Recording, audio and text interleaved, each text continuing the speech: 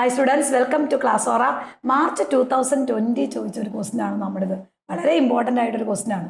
A base perimeter of a square pyramid 64 centimetre.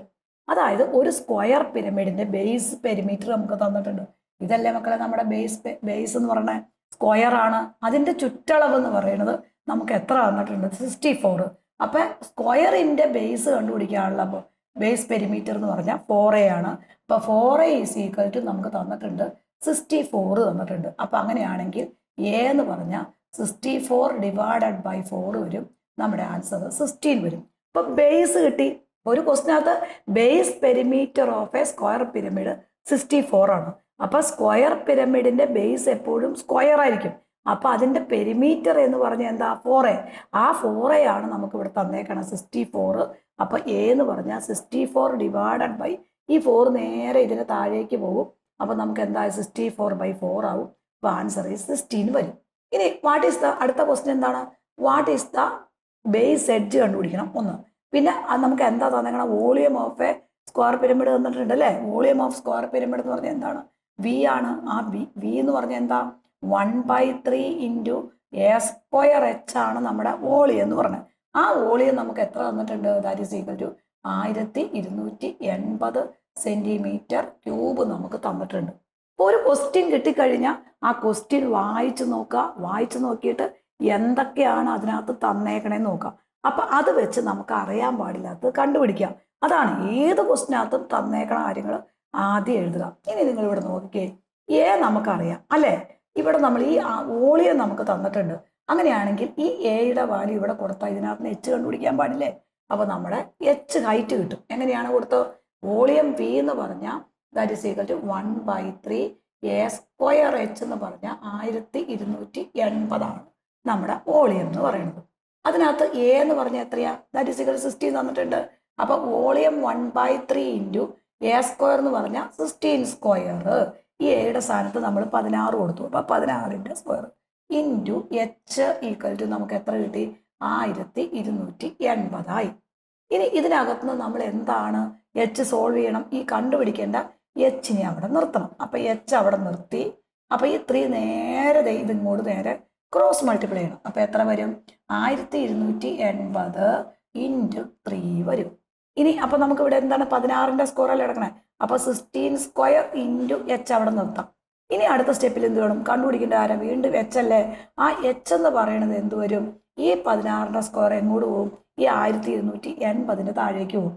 അപ്പൊ 1280 into 3/16ന്റെ square വരും.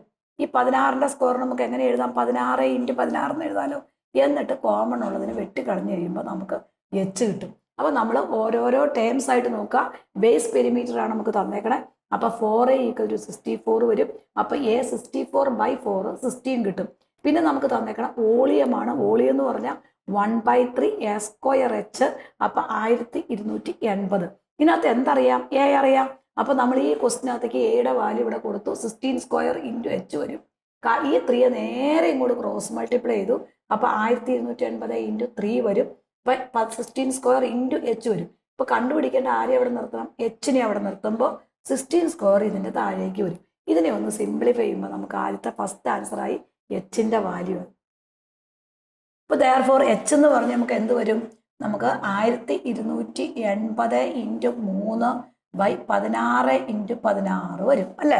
അപ്പൊ ഈ 16 ഇൻറ്റു 16 എന്ന് പറഞ്ഞാൽ 256 ആണ്. 1280 ഇൻറ്റു 3 വരും. ഇത് രണ്ടും കൂടെ ക്യാൻസൽ ചെയ്യുമ്പോൾ നമുക്ക് 256നെ 5 കൊണ്ട് പ്രോഡക്റ്റ് ചെയ്യുമ്പോഴാണ് 1280 കിട്ടുന്നത്. അപ്പൊ ഇത് രണ്ടും കൂടെ പ്രോഡക്റ്റ് ചെയ്യുമ്പോൾ നമുക്ക് എന്ത് കിട്ടും മക്കളെ? 15 സെന്റിമീറ്റർ കിട്ടും. നമ്മുടെ ബിയുടെ ആൻസറായി. ഇനി ഇവിടെ എന്താ ചോദിച്ചേക്കണ? മൂന്നാമത്തെ ക്വസ്റ്റ്യൻ എന്ന് പറഞ്ഞാൽ ടോട്ടൽ സർഫസ് ഏരിയ TSA ആണ്. TSA എന്ന് പറയുന്നത് ബേസ് ഏരിയ പ്ലസ് 4 ലാറ്ററൽ ഏരിയയും കൂടെ കൂടുന്നതാണ്. അതായത് ടോട്ടൽ സർഫസ് ഏരിയ നമ്മൾ എന്തെന്നാ പഠിച്ചേക്കണേ? എ സ്ക്വയർ പ്ലസ് 2AL ആണ്. അപ്പൊ എ എന്ന് പറഞ്ഞാൽ നമുക്ക് ആദ്യത്തേത് കിട്ടിയിട്ടുണ്ട് 16 കിട്ടി. എച്ച് നമുക്ക് കിട്ടിയിട്ടുണ്ട് 15 കിട്ടിയിട്ടുണ്ട്. പക്ഷെ നമുക്ക് എൽ അറിയാമോ? ഇല്ലല്ലോ. അപ്പൊ എൽ കണ്ടുപിടിക്കണം. എൽ സ്ക്വയർ എന്ന് പറഞ്ഞാൽ നമ്മളൊരു ക്വസ്റ്റ്യൻ കൊടുത്തു കഴിയുമ്പോൾ നമുക്ക് അറിയാൻ പാടില്ലാത്ത അൺനോൺ നമുക്ക് കണ്ടുപിടിക്കേണ്ടതിൽ വേണമെങ്കിൽ അത് ആദ്യമേ കണ്ടുപിടിക്കണം. അപ്പൊ എയും അറിയാം, എച്ചും അറിയാം. എൽ അറിയാമോ? ഇല്ല. അപ്പൊ എൽ സ്ക്വയർ എന്ന് പറഞ്ഞാൽ എന്താ? H square plus A/2 whole square ആണ് നമ്മുടെ ഇത് അല്ലേ. അപ്പോൾ ഇവിടെ ഇക്വേഷനിലേക്ക് എച്ചിൻ്റെ വാല്യൂ നമ്മൾ കൊടുത്തു, 15ൻ്റെ സ്ക്വയർ കൊടുത്തു. എ എന്ന് പറഞ്ഞാൽ 16ആണ്. അപ്പം a/2 എന്ന് പറഞ്ഞാൽ 16/2 ഹോൾ സ്ക്വയർ വരും.